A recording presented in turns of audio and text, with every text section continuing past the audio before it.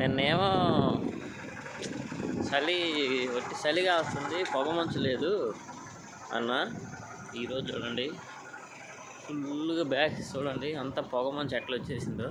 వెనకాల వైట్కి కనిపిస్తుంది, అంత పొగ మంచే ఫుల్గా వచ్చేసింది. దారులు కూడా సరిగ్గా కనిపించలేదు. చలి అయితే చంపేస్తుంది అసలు. కోట్ వేసుకున్నా కూడా చలి ఆగట్లా, దూరేస్తుంది లోపలికి. ఇంత విపరీతంగా ఉంది. ఇక్కడంతే ఉంటే ఎండలేమో దారుణంగా ఉంటాయి. 50 డిగ్రీల పైన ఉంటే -10 డిగ్రీలు అట్లా చలి ఉంటుంది.